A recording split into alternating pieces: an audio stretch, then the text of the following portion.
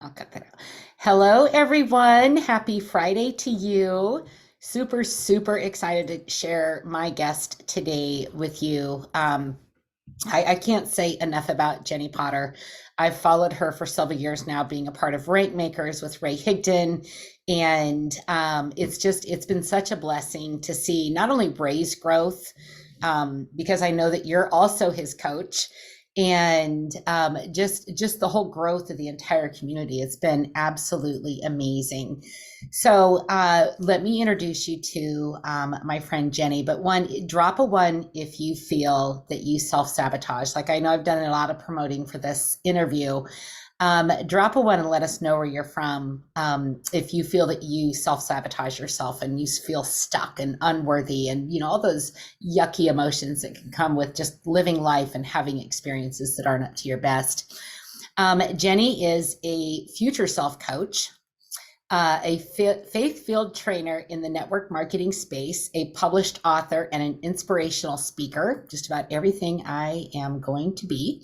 With a background in counseling, Jennie loves personal growth and helping people discover and release their limiting beliefs. She is gifted at helping people identify and remove the hidden emotional blocks which hold them back from living their best life. She loves sharing the tools she uses to overcome her own self-sabotage, fear of strangers, fear of public speaking, and her general anxiety of the unknown. Now, Jennie is passionate about identifying tangible ways, which we're going to leave you with today before this call ends, to release and reset unprocessed emotions, limiting belief, sabotaging set points. She thrives on helping others. She's such a servant leader for sure. Get out of your own way, stop procrastinating, and start living extraordinary lives. She lives on the west coast of Vancouver Island in British Columbia with her husband, Dave, which I've seen them and they are so much in love. She and Dave are like Todd and I, just soulmates that, like, you look at each other, you don't even have to speak, you know what the other one is saying. Their kids and their two fur babies. Welcome, Jennie. I am Thank you so so much. honored to have you here. Oh my gosh, Tina, thank you so much for inviting me to be here. I'm so excited to be here and share a little bit. So yeah, just this is exciting. And I see all of those things for you that you're already here, you're already doing it. So I'm really excited to be on the journey with you. Thank you. It's great to have amazing coaches in my corner. I know you've coached Carrie Ann in your business also. You're coaching, or Carrie Marie, and she's my personal coach with Rank Makers. So it's awesome to have you, who's Coach Ray, who's coach my coach, and just so that you can touch the lives of my network. Because as you know, we have people on Facebook that we know from past, present, business associates, friends, and everything. And I love to serve. And having you be here and share what I've learned in reading your book on my phone, like, this is going to be life changing. Yes, or the hard copy, which I'll be bringing to Rank Makers in September for an official autograph. So let's just get right into this. Because I know you've got a lot going on. I know my people have a lot going on. We got a lot of ones for self-sabotage going on in the comments already. So this is going to be a great call. So I loved how you opened your book about autopilot and your dad, and how he was an airline pilot, but there came a situation where he had to take it off autopilot and take control. Can you tell us how that relates to our conscious, our subconscious, and how we speak to ourselves? Sure, thank you. So one of the things that most of us are not aware of is that subconscious, I always say subconscious is actually driving the bus. And so what I mean by that is if you think you're driving a bus down the highway, you're got your hands on the steering wheel, conscious mind is like, "Ooh, I'm going to do this, I'm going to do that." And then you don't do this and you don't do that, and you kind of scratch your head like, "Why didn't I do this? Why didn't I do that? I wanted that. I wanted that thing. I wanted to go for a walk. I wanted to get up early, but I didn't do it. Like, why?" And what most of us don't realize is that subconscious is like 95% of what we do. and conscious is like 5%. Okay. John Assaraf calls the subconscious the gorilla, right? So you're trying to wrestle a gorilla to get it to do what you want to do if it's not in alignment with what the gorilla wants to do. And so when we talk about autopilot and that story with my dad, the plane wouldn't listen. He was trying to bank left and land, and it kept telling him, like, there's terrain ahead, pull up, terrain ahead. And it wouldn't let him bank and land. And so he just turned everything off and flew in manually. And sometimes we have to just turn everything off, Tina, and manually program where we need to go and kind of reset the programs that we put in place.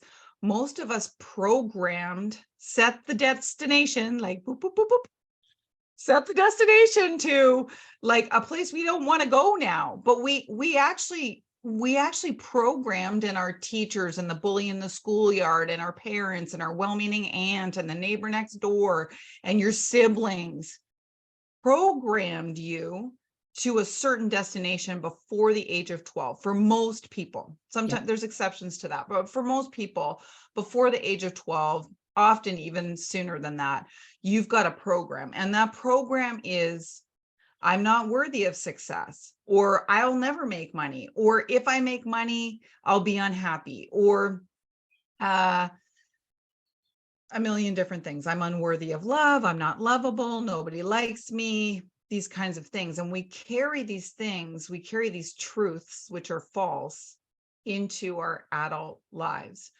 And so this autopilot is just that subconscious prefers things to be on automation. If you think about when you're driving, when you drive a long distance and you get there and you're like, I don't remember the last hour of the drive. That's automation. And the reason why we have that is it saves us energy. And so the subconscious likes to save us energy. Brain likes reduce, so if we go, I want to change everything, the brain goes, whoa, like we've got a, subconscious pulls back and says, halt, like pull up, terrain ahead, right? And like the autopilot tells you, like, stop, we gotta save our energy. Let's just do what we always do. And what we always do is hit the snooze button. What we always do is go get a cup of coffee. What we always do is grab the quick and easy thing to eat or whatever. And so if we can recognize our autopilot destination and reprogram it intentionally, then you can actually change course and bank right. I liked what you said in the book and I know I've done this many times in the past where I'm going to do this tomorrow. I'm going to wake up and this is my agenda, and that agenda doesn't happen. Oh, that's okay. I'm going to do it tomorrow. And for me personally, when I get in that cycle of procrastination, I then beat myself up because, maybe I failed my team in not showing up. Maybe I failed my husband in not going to the store to get food and he's eaten, DoorDash or, whatever. Yeah. And then I feel bad and worthless, or I put myself in those feelings of feeling worthless. And then I do it again the next day, because then I go from letting people down to not good enough. And then, well, I'll start next week. And then you get in that cycle. Yeah. And so that cycle is automation. And, the subconscious uses procrastination as a weapon to keep you from making big changes. And so it's, people think like that they're procrastinators, and then they label themselves, and then they only see where they didn't get into action. And, that kind of shifts to that, like the filter setting. Then the filter setting and the autopilot are kind of like this. So we have this filter of like who I am. And so you're defining yourself as a procrastinator. You're defining yourself as a perfectionist, or we start labeling ourselves as someone who never gets things done, or who's messy, or whatever. And so, what we want to do is reset the filter and understand, like, there's a whole, you're moving Like if you imagine a huge ship, you're like kind of moving a huge ship in a different direction. And so we think we can just say, oh, tomorrow morning I'm going to, and then we beat ourselves up for not doing it. And what we want to do is look for, well, what did I do today? When we go to bed at night, most of us go, I didn't get this done. I didn't do this. I didn't do that. I'll do better tomorrow.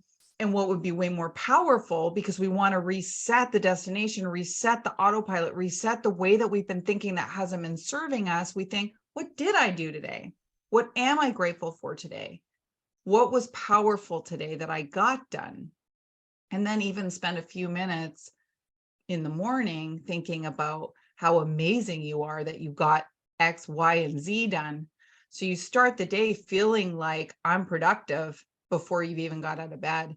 And if we can change that, slowly but surely change the way that we talk to ourselves, then we can 100% change our direction and our destination. Yeah, and I liked how you put in the book too, where you said if you have a stomach ache, you don't say, I am a stomach ache. Oh, yeah. So that is so powerful. So we do this funny thing with feelings. And this isn't all cultures and languages. This is definitely a Western culture, definitely English speaking language thing that we do. But we say, I am depressed. Now, when you have a stomach ache, you don't say, I am a stomach ache. But when you feel sad, you say, I am sad. And when we become the identity of the emotion, it's far harder to observe it and clear it, and so we get stuck into it. We identify it with it. It's almost like you get in a car and say, I am a car. When we have a feeling, it's way more powerful to say, oh, I'm noticing some irritation, or, I like to say body is angry. And it always makes me laugh. And then I can be a little bit outside of it. Like body is angry, body is irritated, body is sad, because literally your body is pulsing at a vibration to give you a warning, to tell you something's up. We have feelings for a reason. There are alert, alert, boundaries been crossed, alert, we've just lost something, alert. You might have to be safe here, like caution.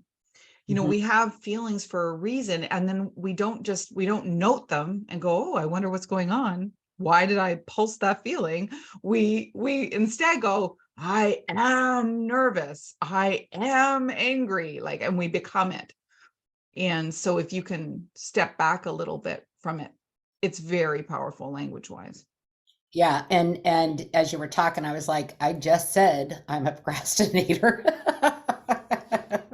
Hey, but that's what we do. I mean, it's society. We've grown up in a society that desires labels, and we own them. You'll see people saying, like, excuse my language, but you'll see someone say, like, oh, I'm a total bitch till you get to know me. They own that. You've heard that before. Like Yes. people will own like who they are, and then they stick to it, and then they only see that. So you're seeing everything from the eyes of a procrastinator right now. Mhm. Your brain wants to make you right, Tina. And so it will just look around and look for proof that you're a procrastinator. It's not going to look for the proof of the opposite until you decide to change that language. So what the shift you might want to make is, I get better at getting into action every single day, right? Yeah. And there is actually a movement you can make. Like I teach it in the book, but this like kind of clearing movement, we might get to it today, but you can clear out a statement like that. So you can like clear out procrastination, just clear it out of your body, just move it out, have the intention. You're clearing out that statement because you've been affirming it. Like you've heard about affirmations, right? We speak out, I'm a millionaire, I'm a and I'm favored, I'm beautiful, right? So we have these affirmations, and then the rest of the day we walk around, I'm a procrastinator, I'm messy, I suck at this, I don't get anything done, I'm a loser, you know, So we affirm all day, all the negative stuff, unless you're aware of your language. Uh-huh. And in the morning, we look in the mirror and say our things. And so what's more powerful? Yeah, It's the the the thing that we positive say stuff over and over and over over. and over, the And we, reprogramming of the yeah, the autopilot. autopilot. Mhm. Yeah. Um, a lot of, well, and I know this too because of, the research that I've done and the certification that I'm going through right now, to be a law of attraction coach. But you also spoke about this, in the book, are the emotional anchors. So where does that procrastination, come from, and when did it start? And why do people have feelings of being unworthy? Why do people have feelings? And I'm gonna share something here, and hopefully if my family's watching, which I doubt they are, don't get upset. But I have an amazing, very, very, very large family, and it is very rare that any of them will ever congratulate me on the success that I've had. Like, my goal is to be a speaker on Ray Higdon and Eric Worre's stage as a motivational speaker. Last year, not only did I speak from the microphone on the floor, sidelined to Ray Higdon's stage, but I was invited up to the stage. Like, two manifestations happened at the same time. And I was so incredibly proud of myself, and I got so many accolades, but my family was crickets. But this morning, when I was reading your book, that emotion came up for me. I spiderwebbed it off. It still, it would be nice to have that from someone in my family. My daughter's really good about it. My husband's really good about it. But the very next second, I get a message from almost a complete stranger telling me how proud they are of me. And people that I'm not as close to, I get that accolade from, but I know what that comes from. I know that that feeling of abandonment and unacceptance comes from growing up in a very domestic violence, verbal, abuse, situation where I was afraid to come out of my bedroom and ask for a snack in the afternoon after school when I was starving. So I know what that's coming from. So those anchors that we hold inside of us, how do we process those emotions so that they don't hold us back to where we are right now? Oof, sorry, that was deep. And that was so beautiful. And thank you for sharing. I can really feel that emotion as you speak of it. And, we all kind of have love languages in ways that we wish we were loved. And I've heard even Ray talk about this, like often it's the wounds of our childhood Hmm. that, that speak so loudly in our adulthood. And again, this is about filters and automation because, you said it when you were speaking, you said crickets, and you're like, well, of course, my daughter and my husband. And, and then you mentioned the stranger. So, and you noted that. So what normally happens if you're not aware of the phenomenon is you just will dismiss the stranger. So the stranger will be like, oh my gosh, you were so amazing. And you say, thanks so much. It means so much, but it doesn't land because you're so busy looking for proof that everyone ignores you and no one congratulates you, when actually you've got amazing support. And when you look around, and this is what I call proofing, and this isn't in the book, but it's one of my favorite exercises, is write down on the top of the paper what you think is true, like my family doesn't congratulate me, and then find proof that that's fake, that that's false, that that's actually not true. And so when you list, well, she congratulated, well, me, she congratulated, well, she congratulated me. Um, and the truth is sometimes we're going to a fast food restaurant looking for health food. Like sometimes, right? You're just never going to get that thing that you need from the people that you need it from, because that's just not the dynamic. That's just not how they were raised. That's just not how they speak. That's just not how they show up. And so instead, look for proof that you are being congratulated, and look how supported you are. Look for the people that are cheering for you, Yeah. right? Like me, like Ray, like Carrie Marie. like your daughter, like your husband, right? Like you got a lot of people cheering for you. Mhm. And so um, we start off with these things that happen when we're younger, and they can be tiny moments. They don't have to be traumatic moments, though for some of us they are, but they can be small moments. A moment where we ask for a sweatshirt and we're 7 years old and we say, "Mommy, can I have that sweatshirt?" And mommy is stressed, can't even make the, water bill or whatever.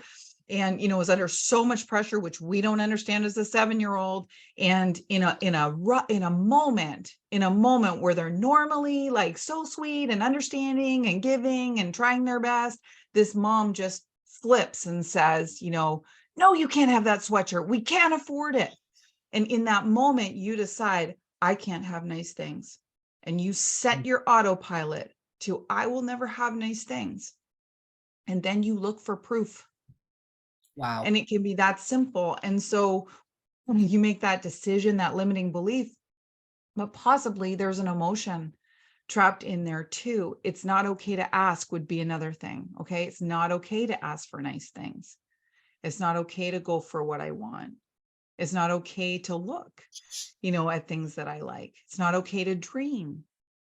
And in the meantime, maybe there was like a shock, or let's just say a sadness, like you're so shocked at your mom's reaction that you have sadness and then you don't process it. Mhm. And what do I mean by that? Well, with our emotions, we don't really think about what an emotion is, but actually what an emotion is a vibration. So when you feel fear, your kidney does this little pulse and your body feels this vibration, which it knows as fear. Now you may feel that in your stomach, you might feel it in your chest, but you know it to be fear. Like, how do we know we're scared, right? How do we know we're angry? Right. It's a physical sensation.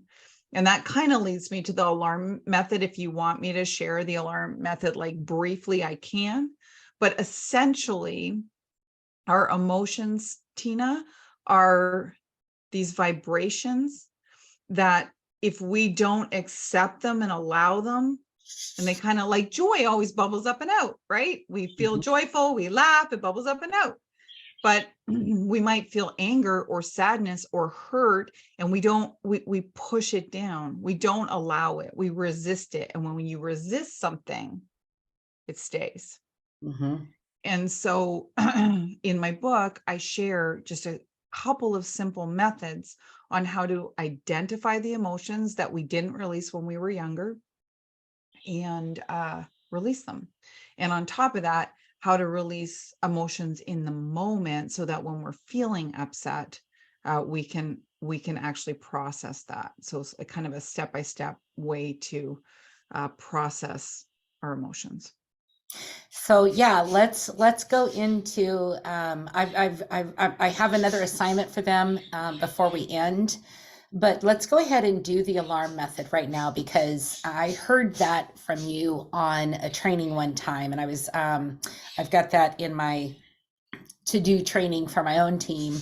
But let's share that outside because I use a lot of what I get from rank makers to help my team embody their power. But this side of Facebook doesn't get a lot of that. So I'm so grateful again to you. Why don't you share with us the alarm method and how to get those Sure. energies flowing in the right way. I'll do a brief explanation, but essentially I call it the alarm method because it's an acronym to help you remember what to do. And it really is, when we have a feeling, it's an alarm. Okay. And so sometimes the alarm is legit. Like sometimes, like when your fire alarm goes off, sometimes the house is burning down, but usually it's just burnt toast. Okay. And so when you have an extreme feeling or you feel something, it might be burnt toast, but it might be the house burning down. And so the first thing we need to do is be aware. So that's an alarm. Be aware of our emotion in the first place. There's lots of people walking around that don't even know they're angry, that don't know that they've been like irritated all day or that they're sad. Okay. And so the first thing, or anxious, I was anxious for years before I identified it, years before I identified it.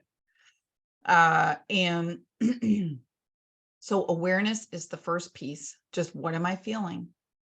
And so once you can even if you can't totally put your finger on the exact emotion, let's just pretend it's irritation. Let's pretend you're just making dinner in the kitchen and the kids are running around, or I have puppies, like puppies are underfoot. I don't want to spill anything on them. Like, okay, let's just pretend that you're in the kitchen and you're irritated.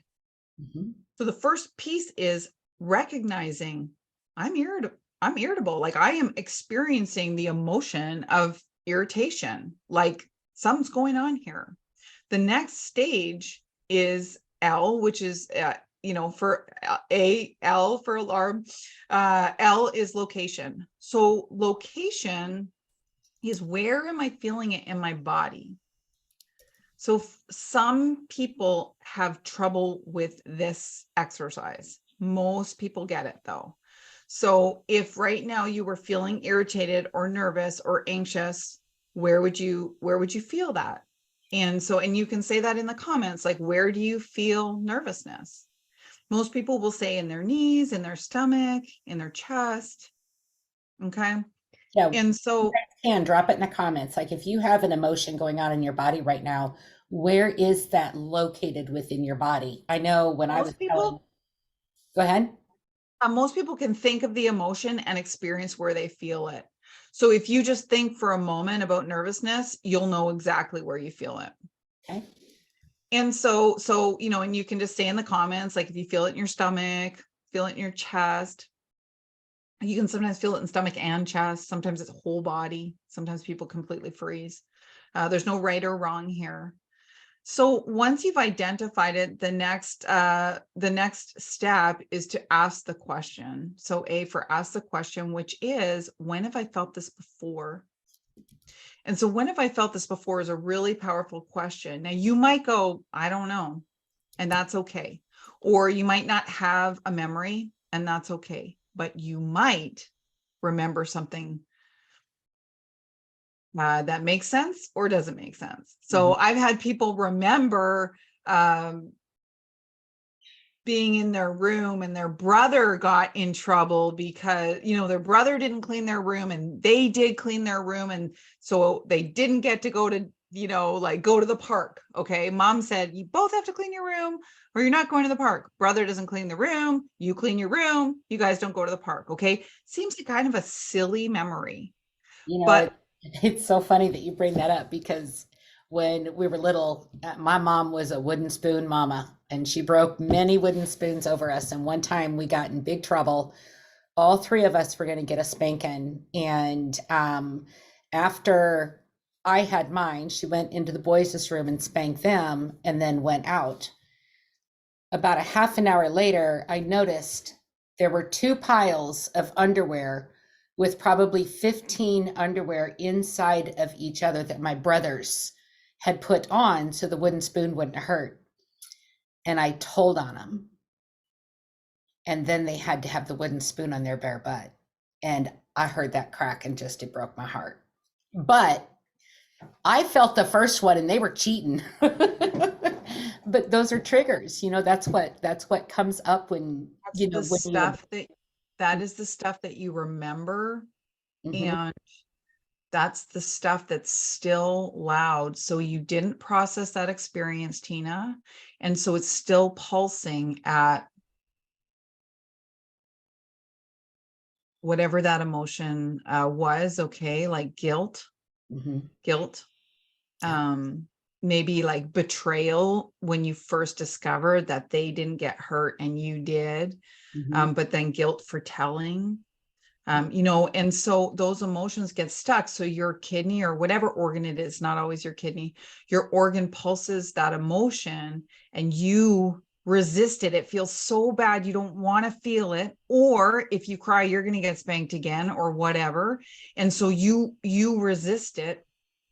and you hold on to it. And then any time in life where some kind of betrayal or guilty incident happens, that old emotion lights up.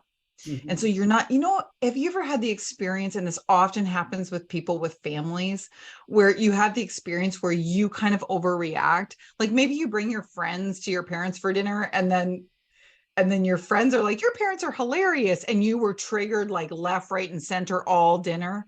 It's like that. That happens because we don't care about our, like, when parents say stuff, when it's somebody else's parents, you just think they're hilarious, or wow, that'd be rough, or whatever, but you don't take it personally. Mm. But when, as a child, like, because you grow up in it, you have your triggers. And so this is like, it's lighting up old stuff. Once you clear out all of those unprocessed emotions, and I show you in the book even how to identify how many unprocessed emotions you have, and how to clear them out. But once you identify those, you won't get triggered anymore around that type of stuff. So thank you for that example. So you Welcome. ask yourself the question, when have I felt this before? If something pops up like Tina's memory, you notice where you feel that, okay? Because I call that the originator. You notice where you feel that, and then you're going to clear that out. So it's A for awareness, L for location, A for ask the question. And then the next step is R, and that's release and relax. So you're going to relax into that emotion. So if we go back to the stomach ache or a headache, when you have a headache, you naturally tense up. When you have a stomach ache, you naturally tighten those muscles. And so what we want to do, just like we would for a physical ailment, we want to relax those muscles. So relax the physical location that you have that feeling in. It will feel more intense and then dissipate almost instantly. But to aid that movement of moving that vibration or that energy out, you can do this movement. I call this unpacking, and you can just unpack with intention. So if we're going back to irritation, Mhm. unpacking irritation, unpacking irritation, unpacking irritation. Okay. And so you're going to breathe, relax, unpack. And then the last step in alarm is M for mantra. And that's, you're going to pack in an affirmation. So something different. I am calm. I am calm. I am calm. And you can do the same motion. The physical emotion or motion is powerful for a couple reasons, Tina. The physical motion actually, we start to connect. Oh, this is when we release. Oh, this is how we, bring good energy in. This is how so it's all about intention, but the physical motion will help you with that. Okay. And so we're just going to pack in, pack in, pack in. I am calm. I am calm. I am calm. And that's the alarm method in a nutshell. I love it. I love it. Thank you. I didn't realize was going to get so vulnerable, but the book really got me unpacking this morning and realizing some things that had come up, and the validation. And of course, me being me having um, tendencies to use perfection as ways of validation, we'll put it that way. Uh, I realize that I've been dismissing some of my biggest cheerleaders because I was crying for the attention of the ones that they do matter, but I have what I need. It's all right here. And it's really powerful to celebrate what we have versus focus on what we don't have. And when we celebrate what we have, Tina, we create more and More we of see it. more of it. Yeah. So that's such a powerful realization. Mhm. And it's not, again, like there's a little bit of like, don't beat yourself up because you haven't been focused on that. Just shift your focus. Right now, oh, I need to focus on the people that are celebrating me. I need to focus on love. I need to focus on where I'm loved. I need to look for proof where I'm worthy. I need to look for proof where I've been successful.